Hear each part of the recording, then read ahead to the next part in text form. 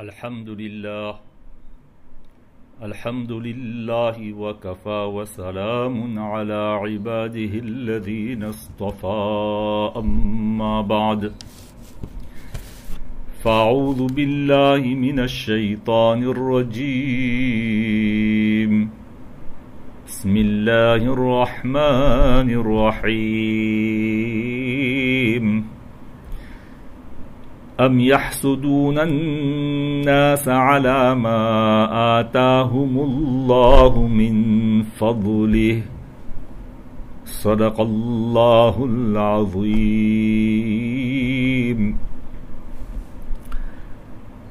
Remercions Allah tabarak wa ta'ala, le clément, le miséricordieux, de nous avoir donné le tawfiq d'être une nouvelle fois ici pour développer, expliquer et écouter un passage du Coran qui se trouve à la sourate 4, verset 54, page 119, où Allah tabaraka wa ta'ala reproche aux Juifs qui habitaient à Madina ou aux alentours de Madinatul Munawwara d'avoir éprouvé de la jalousie et de faire preuve de la jalousie à l'égard du prophète sallallahu alayhi wa sallam et des musulmans. En effet, les Juifs, eh bien, ils étaient jaloux du prophète sallallahu alayhi wa sallam parce qu'Allah tabaraka wa ta'ala avait choisi le prophète sallallahu alayhi wa sallam parmi les Bani Ismaïl et non pas parmi les Bani Israël. Parce que les Juifs étaient descendants de Bani Israël et le prophète sallallahu alayhi wa sallam était descendant de Bani Ismaïl. Mais pourquoi avoir choisi le dernier et le plus grand prophète parmi les Bani Ismaïl et non pas parmi les Bani Israël? Et ils étaient jaloux aussi des musulmans parce que Allah tabaraka wa ta'ala avait accordé aux musulmans kuntum khayra ummah, qui est la meilleure communauté suscitée pour les gens sur terre. Donc ces privilèges-là, eh bien, qu'Allah tabaraka wa ta'ala a accordé au prophète sallallahu alayhi wa sallam et aux musulmans ne pouvaient pas être supportés par ces juifs-là. Mais Allah tabaraka wa ta'ala dit dans ce verset Am yahsuduna an-nasa ala ma atahumullahu min fadli. Est-ce que les juifs vont éprouver de la jalousie à l'égard du prophète sallallahu alayhi wa sallam et des musulmans par rapport à ce que Allah tabaraka wa ta'ala a donné comme privilège, comme mérite au prophète sallallahu alayhi wa sallam, aux musulmans? Allah ta'ala pose seulement la question en disant mais vous déconnez là, quand vous êtes contre le prophète sallallahu alayhi wa sallam et les musulmans par rapport au privilège qu'Allah ta'ala leur a accordé, mais finalement vous êtes en train d'être contre Allah lui-même, contre la volonté d'Allah tabaraka wa ta'ala. Regardez un peu la conséquence de vos actes. Donc dans ce verset, Allah tabaraka wa ta'ala met le doigt sur une des maladies spirituelles désastreuses et destructrices. C'est quoi? C'est la jalousie qu'on dit en arabe hasad.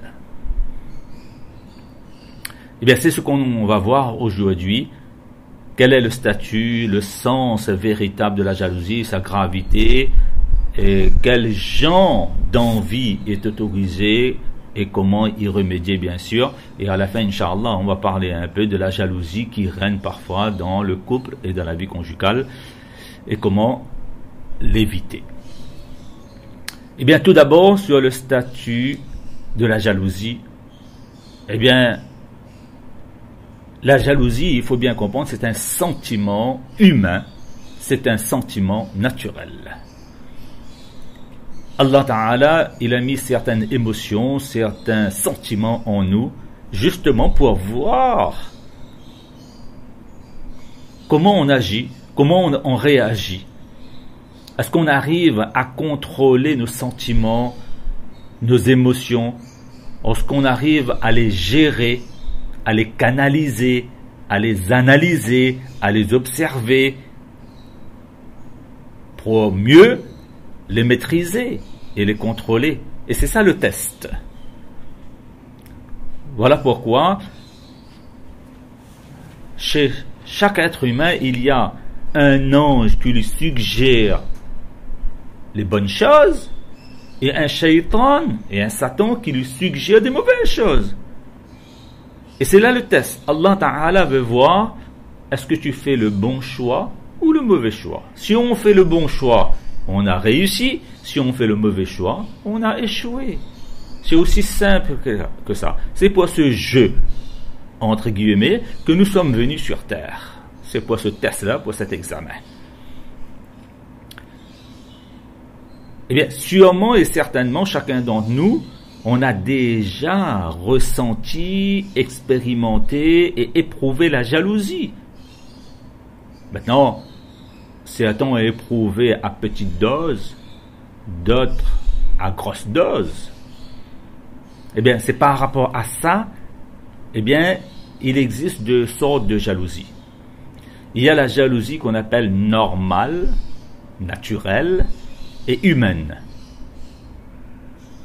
Que parfois, on est jaloux de quelqu'un, mais sans pour autant montrer à l'autre par nos paroles ou par une action ou réaction quelconque qu'on est jaloux. On ne lui cause pas du mal, on ne salit pas sa réputation, on ne cherche pas à le casser, à le descendre, etc. Non.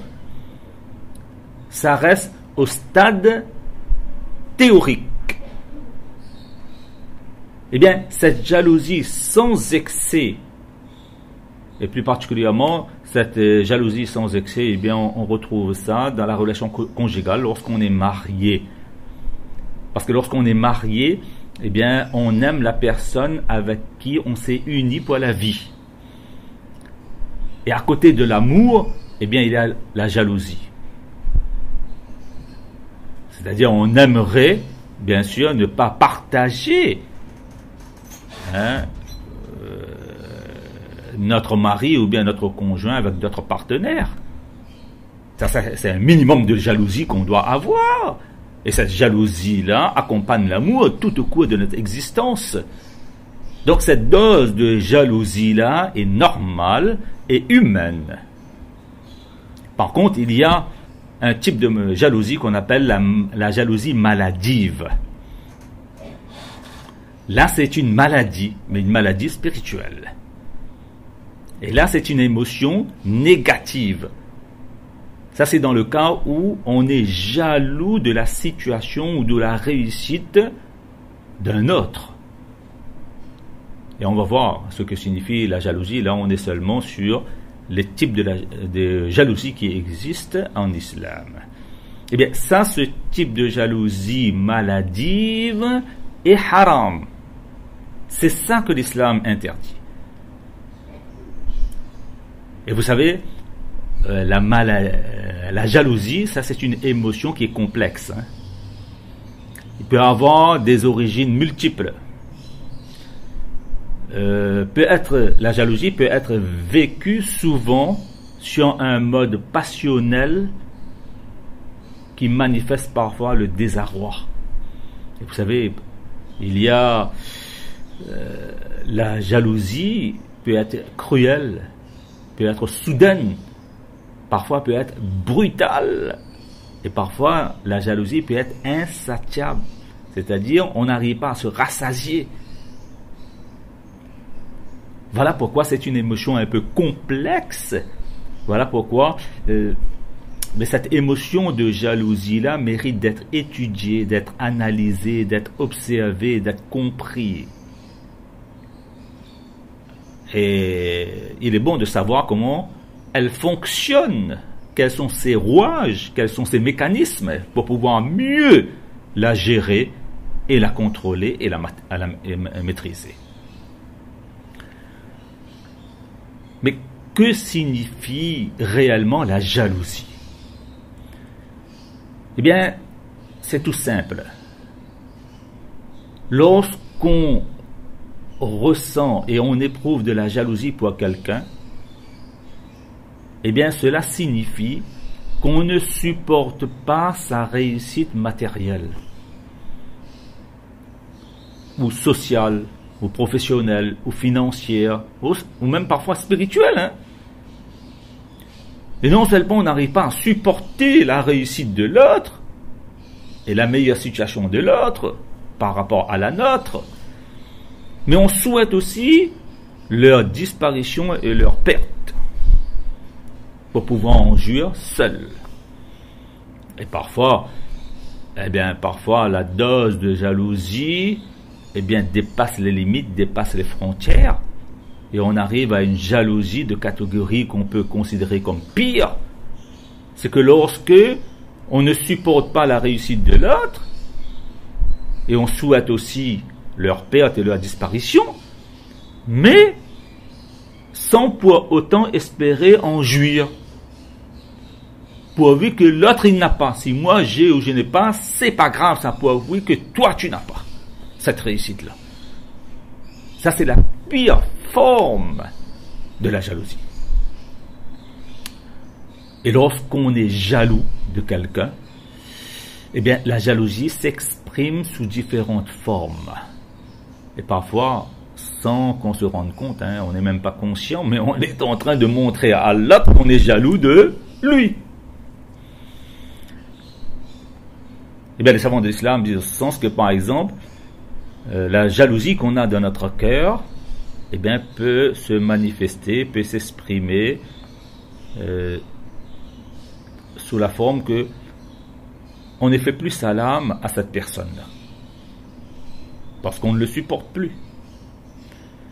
Il nous arrive parfois, sans raison valable, sans raison apparente, on lui donne un coup de main, un coup de poing, c'est-à-dire un coup de main ou un coup de poing, un coup de pied, ou bien un coup de langue, comme on dit, des paroles blessantes. Et la personne même est étonnée, mais qu'est-ce qui se passe là?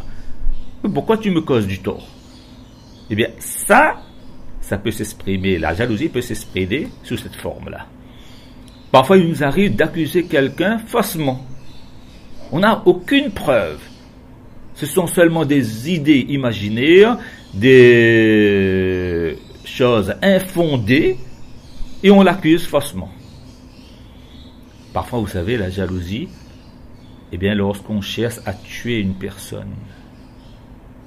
Parce que, vous savez, la jalousie n'a pas de limite dans ses expressions. Et d'ailleurs, nous savons que le premier meurtre humain sur Terre a été provoqué par la jalousie. Il y a eu donc un fils de Adam qui a tué l'autre. C'est une question de femme, mais c'est une question aussi de jalousie. À cause de la jalousie, on peut aussi tenter à tuer l'autre, à aller à l'extrême même de notre réaction.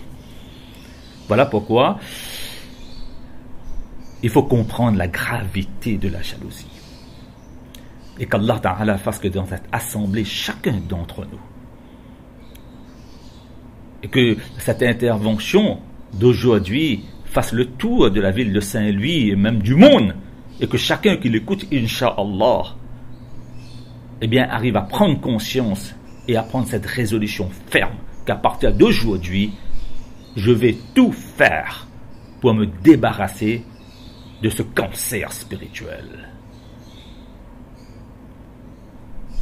On a le droit de dire sans aucune hésitation que la jalousie est une maladie pire que Covid-19. C'est le cancer spirituel. Comme on s'inquiète parfois d'un cancer corporel, on doit aussi s'inquiéter aussi. Je suis encore gentil, on doit s'inquiéter davantage de la jalousie qui est, elle, un cancer spirituel bien plus grave que le cancer corporel. Mais concernant la gravité de la jalousie, le prophète sallallahu alayhi wa sallam l'a dit clairement dans un hadith que la iyyakum wal hasad wa innal hasada fa innal hasada ya'kulu al hasanat kama ta'kulu an-nar wal hataba. Méfiez-vous de la jalousie, nous dit le prophète sallallahu alayhi wa sallam. Parce que la jalousie a des conséquences catastrophiques. Parce que la jalousie dévore nos bonnes actions exactement comme le feu dévore l'herbe sèche.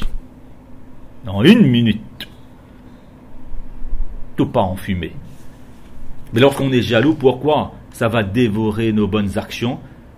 Eh bien parce que lorsqu'on est jaloux, on va accuser faussement, comme on vient de voir, on va causer du tort à la personne, on va même plus lui faire salam, on va salir sa réputation et sa dignité, on va essayer même parfois de verser son sang. Et tout le mal qu'on va faire là, à la personne, eh bien, tous ces mots-là, il faudra compenser ça. La victime va nous demander réparation, compensation le jour de Qiyamah. Et il faudra qu'on donne de bonnes actions à nos victimes. Voilà pourquoi le prophète me dit, méfiez-vous de la jalousie. Et dans un hadith, le prophète sallallahu alayhi wa sallam dit, Hiya al-haliqa. C'est un rasoir qui ne coupe pas les poils de notre corps ou encore les cheveux de notre tête, mais qui rase la religion dans le cœur de chacun d'entre nous, la foi de chacun d'entre nous. Comment? Eh bien tout simplement parce que lorsqu'on est jaloux, on est en train de se révolter contre le destin qu'Allah Ta'ala a écrit pour cette personne-là. Si cette personne-là, il a plus que nous, c'est la volonté d'Allah, et on remet en cause la volonté d'Allah, mais on était en train de raser pas notre tête, on est en train de raser la foi qui est dans notre cœur. Croire au destin d'Allah subhanahu wa ta'ala, eh bien c'est une obligation. Et vous savez, eh bien, ce péché-là a été commis par qui? En premier, par notre ennemi déclaré numéro 1, Satan. Parce qu'il était jaloux du statut qu'Allah Ta'ala a accordé à Adam. C'est cette jalousie-là qui l'a poussé à désobéir à Allah Ta'ala devant Allah, devant l'ordre d'Allah. Donc c'est une maladie du cœur. Et voilà pourquoi le prophète sallallahu alayhi wa sallam a dit clairement, La yajtami'ani fi qalbi 'abdin al-iman wal-hasad. S'il y a bien 2 choses qui ne peuvent pas se réunir et s'unir dans le cœur d'un serviteur d'Allah, eh bien c'est la foi et la jalousie. S'il y a la foi, il n'y a pas de jalousie. S'il y a de jalousie, il n'y a pas de foi. Il n'y a pas d'iman. C'est quand même grave que la foi et la jalousie ne peuvent pas résider dans un même cœur, nous dit Rasulullah sallallahu alayhi wa sallam. Donc on peut dire à travers et à la lumière de ce verset du Coran et des hadiths qu'on vient de citer que la jalousie c'est un cancer spirituel et pire que le Covid-19.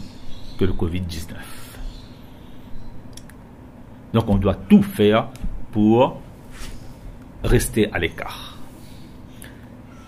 Mais il y a un sentiment et une émotion qui ressemble un peu à la jalousie, mais qui n'est pas de la jalousie en islam. Il est bon de clarifier ce point-là, à mon sens. C'est quoi? C'est le fait de souhaiter ou bien avoir envie d'avoir un avantage matériel, intellectuel, professionnel, financier ou spirituel pareil à celui d'un autre. C'est-à-dire il y a du souhait, il y a de l'envie, il y a de l'ambition, Mais il n'y a pas souhait de la perte de la réussite de l'autre, de l'avantage de l'autre. Mais quand c'est au stade de souhait et envie, sans qu'il y a le souhait de la perte, de la disparition de l'avantage de l'autre, eh bien là, c'est une attitude qui est permise. Ça, on appelle ça la comparaison, eh bien, inspirante. Lorsqu'on aime être comme un tel, parce que lui, il a tel avantage, matériel ou spirituel, eh bien, on a pris cette personne-là comme une source d'inspiration, là, une source d'apprentissage.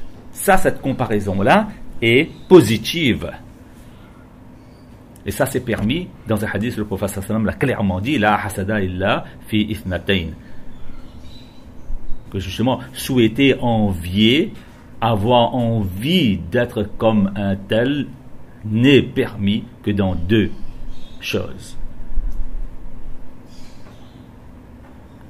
On a le droit de souhaiter être comme un riche qui est généreux, qui dépense son argent pour la bonne cause.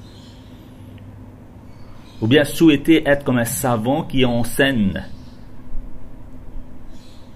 Donc, dans ce hadith, le prophète sallam dit que c'est permis, et c'est même louable, donc, de souhaiter d'être comme un riche qui est généreux de la bonne cause, et comme un savant enseignant, parce que ces deux-là, le riche, il est au service des autres par son argent, et le savant, il est au service des autres par son savoir et par son ilm. Voilà pourquoi ces deux personnes-là méritent d'être une source d'inspiration pour chacun d'entre nous. Ça, ce n'est pas de la jalousie, ça, c'est ce qu'on appelle l'émulation, le ribta en arabe, donc qui est permis.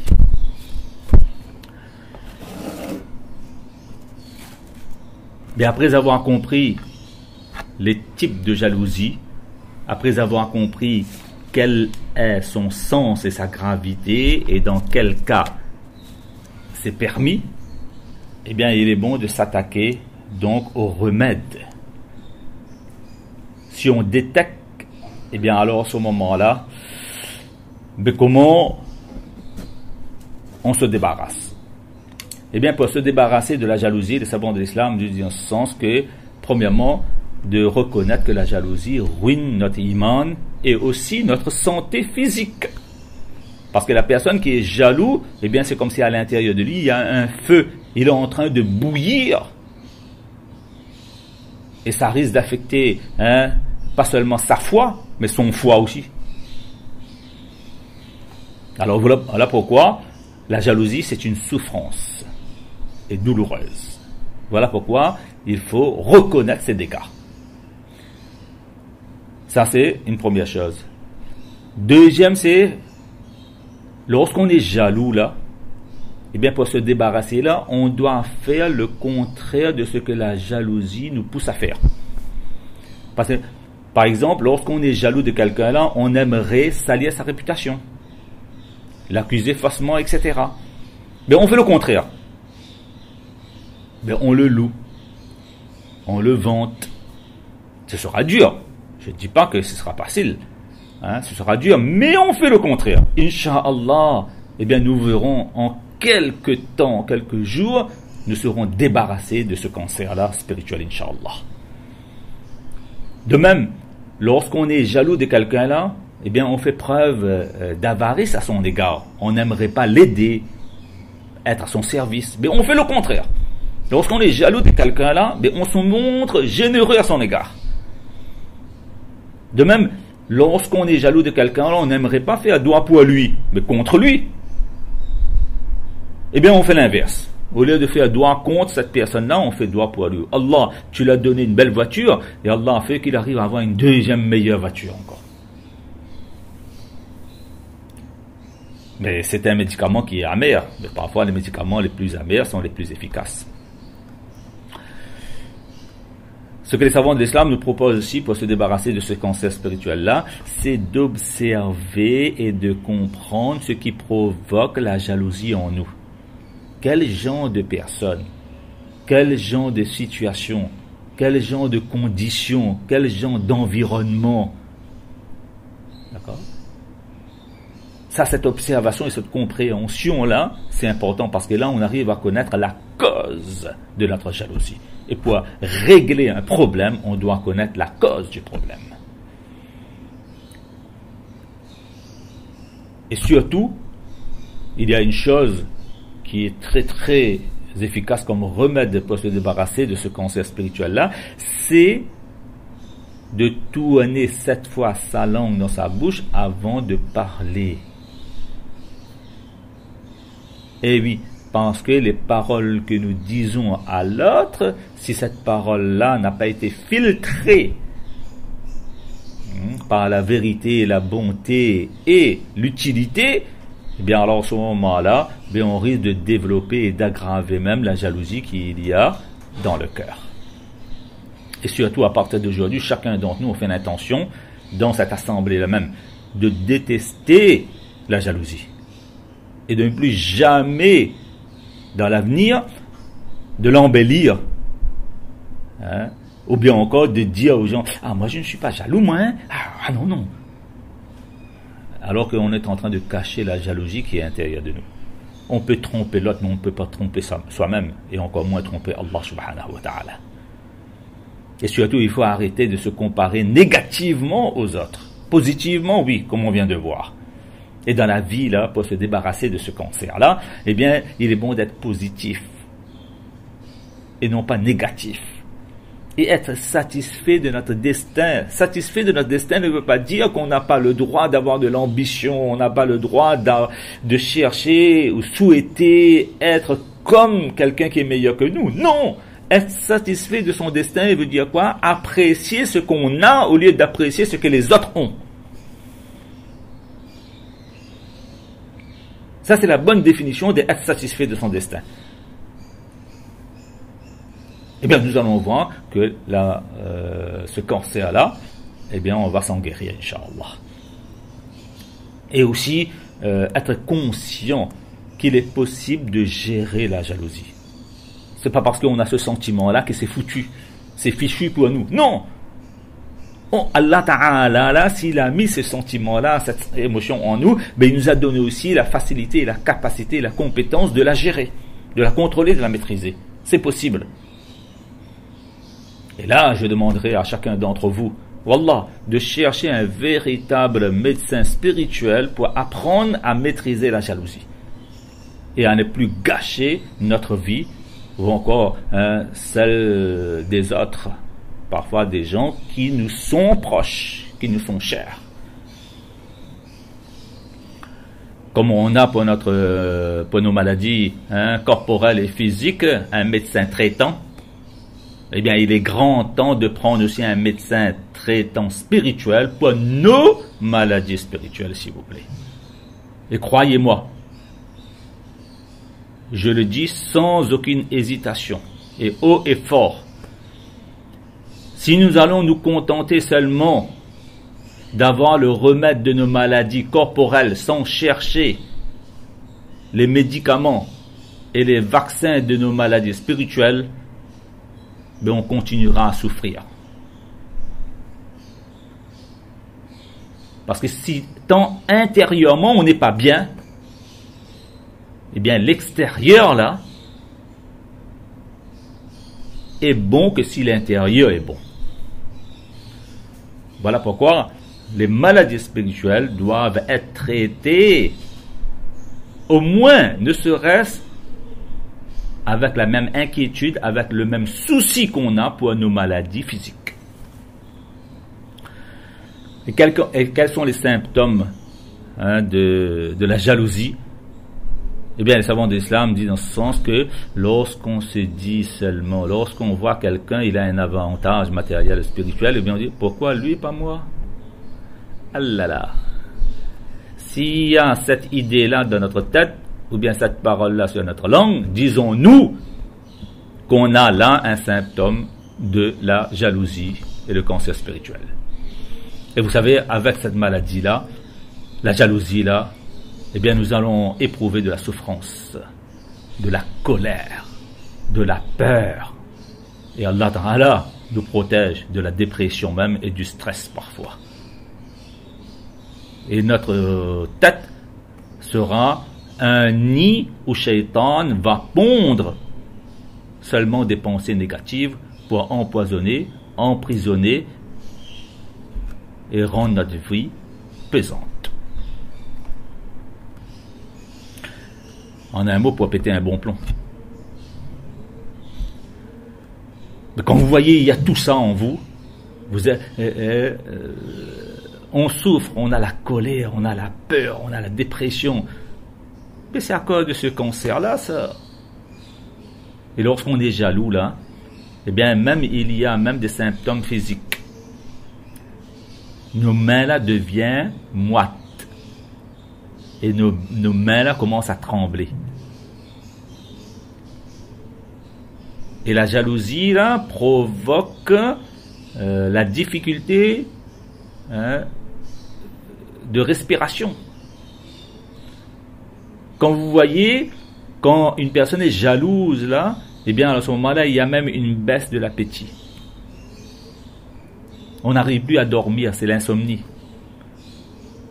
Et parfois, là, il nous arrive parfois de dire, parfois, mais je ne comprends pas, il y a comme des bouffées de chaleur en moi. Mais parfois, là,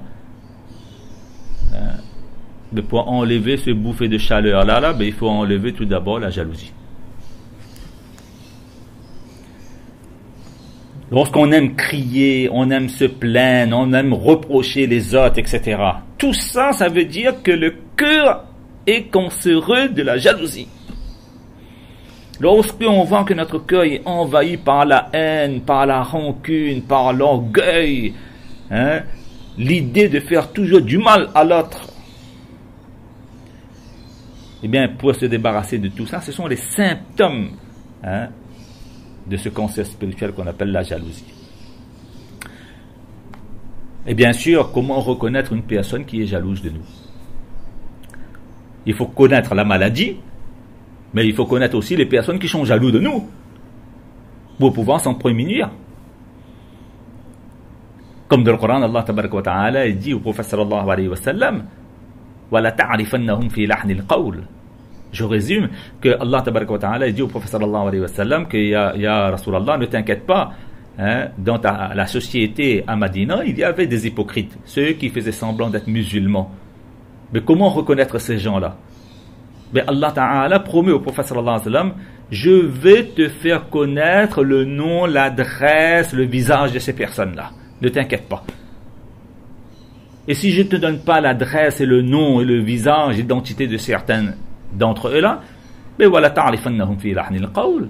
tu vas finir par les reconnaître, parce qu'Allah Ta'ala t'a donné la clairvoyance quand même. Tu es celui qui reçoit la révélation, la parole d'Allah sur ton cœur. Tu n'es pas n'importe qui, toi. Tu as une lumière spéciale, toi. Même si je ne te donne pas l'identité de ces hypocrites-là, mais tu as la capacité de les reconnaître dans la façon de parler. Dans leur façon de parler. Mais vous savez, lorsqu'on est jaloux, là, eh bien, parfois, on est jaloux, et on parle, on agit avec la personne avec qui on est jaloux là, et on est en train de lui montrer qu'à l'intérieur de nous, il y a ce cancer. Et on ne se rend même pas compte parfois. Eh bien, la personne en face de nous là, il arrive à reconnaître parfois comment? Eh bien, quand une personne aime t'imiter de façon négative. Une personne aime t'imiter pour te critiquer, pour te dénigrer. Ça, c'est un signe, ça, que cette personne est jalouse de moi. Lorsque vous voyez une personne qui minimise tes succès, tes réussites, lorsqu'une personne te fait des faux compliments, oh là, on lui annonce, voilà, le mariage d'un de nos enfants, ah bon, d'accord, ah ben, c'est bon, allez, allez. Parler du mal. Lorsqu'une personne parle du mal derrière notre dos. Ben oui. Ça veut dire que cette personne-là, il est jaloux de nous. Il a le cancer. Il faut l'aider pour trouver une clinique et un bon docteur. Lorsqu'une personne se réjouit de tes échecs, eh bien, comprends que c'est un pyromane. Il a le feu de la jalousie en lui. Lorsque tu as une réussite et tu lui demandes de participer à ton succès, eh bien, il le refuse catégoriquement. Non pas pour une raison valable, mais sans raison valable. Et il y a des personnes comme ça qui sont prêtes à te critiquer à la moindre erreur. Oh là là, ne fais pas un faux pas. Tu n'as pas le droit d'être humain. Tu dois être un ange sur terre, toi. Moindre erreur, moindre faux pas, il est là pour te critiquer, pour te dénigrer, pour te descendre, et il oublie toutes les réalisations, toutes tes réussites et tous tes succès. Ça, c'est la jalousie, ça. Et puis la personne qui est roi des mauvais conseils. Chaque fois que tu lui demandes un bon conseil, là, il va te donner le plus mauvais conseil qui existe. Mais ça, ce sont les signes par lesquels on arrive à reconnaître la vraie identité des gens. Mais pourquoi reconnaître qui est jaloux de nous? Mais parce que lorsqu'on se trouve en face d'une personne qui est jalouse, mais qu'est-ce qu'on doit faire? Eh bien, la première chose qu'on nous demande, c'est de lui tenir tête. De lui tenir tête veut dire quoi? Wa min sharri hasidin idha hasad. Allah Ta'ala nous demande de demander la protection d'Allah Ta'ala contre les méfaits du jaloux lorsqu'il est jalouse. De lui tenir tête, il veut dire de ne pas laisser cette personne jalouse-là nous définir. C'est pas parce qu'il a dit qu'on est un chat qu'on est un chat. Ne lui donnez pas autant de pouvoir sur nous, s'il vous plaît. De lui tenir tête, de ne pas le laisser dominer, nous dominer, ou bien qu'on contrôler notre vie. Ça veut dire, il faut lui tenir tête. Non, je ne suis pas ce que tu dis, je suis ce que je suis.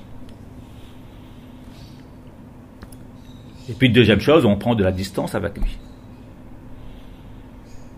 On fait un salam, tout le monde mérite d'être salué, tout le monde mérite d'être visité. Mais une personne qui est jalouse de toi ne mérite pas qu'on la côtoie, qu'on la fréquente. Fréquentation non, parce que la fréquentation est contagieuse. Et vous savez, lorsqu'on est en face d'une personne qui est jaloux, parce qu'on a détecté qu'il est jaloux de nous, alors à ce moment-là, il y a une façon de parler à une personne qui est jalouse de nous. Et il y a une façon à ne pas jamais lui parler. Ne dites jamais à un jaloux que tu es jaloux. Parce qu'un jaloux n'accepte jamais qu'on le traite de jaloux. Ou un voleur là, dis pas qu'il est voleur. Mais qu'est-ce qu'on va lui dire? Il est mieux de lui dire que, mon frère, est-ce que tu te rends compte? Est-ce que tu es un peu conscient là? Comment tu dis du mal de moi? Mais qu'est-ce que je t'ai fait moi? Mais pourquoi à chaque fois tu cherches à me rabaisser? Voyez, vous cherchez à clarifier la chose avec lui et tu ne l'accuses pas. Pour que lui-même il arrive à reconnaître qu'il a ce qu'on sait en lui. Tu l'as aidé à reconnaître lui-même. Ça c'est la meilleure stratégie.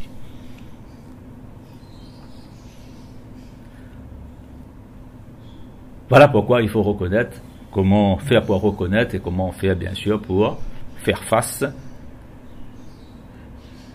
Mais dans la vie conjugale, parfois il y a, je disais, il y a la jalousie.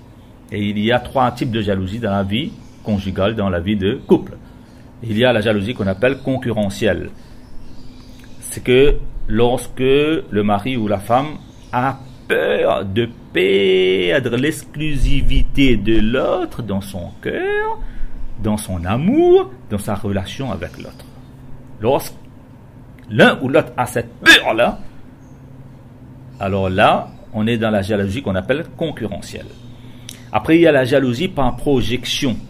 Ça, il veut dire que parfois dans le couple-là, eh bien, on est jaloux de l'autre en s'appuyant sur des idées imaginaires, sur des suspicions, sur des suppositions. Et on n'a aucune preuve tangible et éclatante. Eh bien, ça aussi, ce type de jalousie-là, il faut s'abstenir. Et puis, il y a troisième type, on appelle ça la jalousie délirante. Là, lorsqu'on est paranoïaque.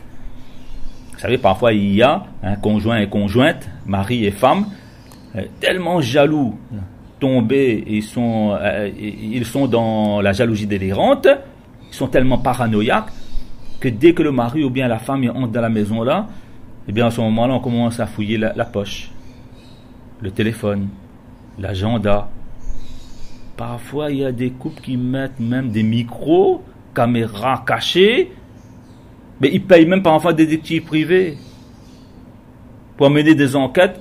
Où est-ce qu'il part, où est-ce qu'elle part, etc. Avec qui il parle, avec qui elle parle. Et on devient tellement paranoïaque qu'à un moment donné, lorsque le mari ou la femme entre dans la maison, là, ben on sent même l'odeur est-ce qu'il n'y a pas le parfum de quelqu'un sur lui, ou bien sur elle. Ça, cette jalousie délirante dans le couple et dans la vie conjugale là, mais ça c'est la plus douloureuse et la plus souffrante. Qu'Allah Ta'ala nous épargne. Parce que là, c'est plus une vie conjugale, là c'est une vie infernale. Et quels sont les signes alarmants dans le couple de ces trois catégories de jalousie qui est maladive, bien sûr, c'est que lorsque l'un des deux a un comportement excessif, on vient de voir là, c'est-à-dire il a ce besoin d'exclusivité. Lorsque l'un des deux veut tout savoir, et il s'en porte pour un rien du tout. Mais ce genre de comportement excessif là, ça veut dire qu'il y a un cancer à guérir à l'intérieur. Deuxième signe alarmant que les savants d'islam disent, c'est la vérification intrusive qu'on vient de voir là. Il y a fouille systématique. Lorsque l'un sort, ben, l'autre l'accompagne toujours. Parce que si l'un sort et part tout seul là, eh bien derrière là, il y a la soupçon et suspicion. Troisième signe alarmant, c'est questionnement incessant. Quand est-ce que tu es rentré de ton travail, hein? À quelle heure tu es sorti, hein? À quelle heure tu as pris le métro, hein? Et là, l'emploi du temps. Sur l'emploi du temps, parfois sur les sentiments. Est-ce que tu m'aimes, tu m'aimes pas? Tu m'aimes, tu m'aimes pas? À chaque fois, il y a cette question-là. Comme si, là, c'est, à un moment donné, ça saoule, s'il vous plaît. Ça saoule. D'accord? Sur chaque déplacement, sur chaque rencontre. On est marié. Un mariage, vous avez une prison, hein? On n'a pas emprisonné l'autre. On s'est marié avec l'autre. À un moment donné, il faut arrêter. Après, parmi les signes alarmants, c'est l'insinuation. C'est-à-dire, il y a des techniques à prêcher le faux. Il y a une technique à prêcher le faux pour avoir le vrai. On insinue telle chose. C'est-à-dire, on fait allusion ou interprétation sur tel comportement ou tel habit de notre mari ou bien de notre femme. Voilà, tu t'es habillé bien aujourd'hui parce que tu vas regarder l'autre là. Hein? Alors que la personne, il s'est bien habillé pour aller à son travail. Insinuation. Parmi les signes alarmants, eh bien, il y a aussi le fait, ce qu'on appelle la dépendance physique. C'est-à-dire, on ne supporte pas l'absence de l'un ou de l'autre de la maison. Et si l'autre est absent là, eh bien, on dit que on ne peut rien faire sans l'autre. On a demandé à une personne de faire la vaisselle, ben parce que tu n'étais pas là, voilà pourquoi je n'ai pas fait la vaisselle. Voilà pourquoi je n'ai pas balayé, parce que tu n'étais pas là. C'est-à-dire la dépendance physique de l'autre. Ça aussi, c'est un signe alarmant. Après, il y a la déformation ruminante qu'on appelle, c'est-à-dire le moindre mot, le moindre geste est sujet d'interprétation pour alimenter les pensées négatives qu'il y avait déjà dans la tête. Et puis lorsque on se trouve avec un mari ou une femme, ou bien qui veut tout contrôler, les gestes, les faits, tout est contraignant. Et il veut même nous priver même de notre liberté. C'est-à-dire il nous impose des gestes façon de s'habiller, façon de penser. Là, c'est comme si on a quitté maman pour aller trouver une épouse, mais finalement, on s'est retrouvé avec une autre maman.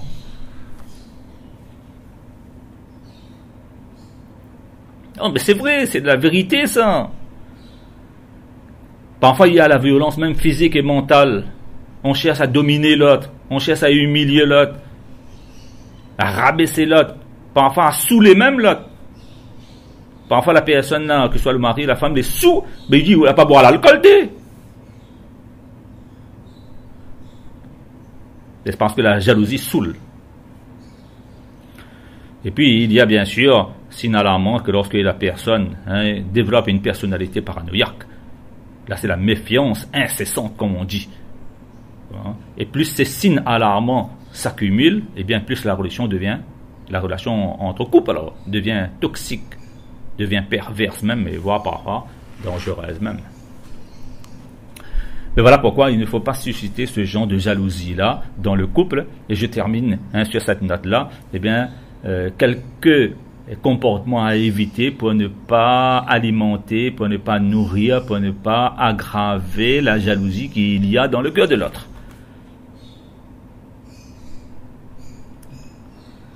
D'accord? Mais premièrement, c'est quoi? Eh bien, il ne faut surtout pas parler souvent d'un collègue de travail devant notre conjoint et conjointe.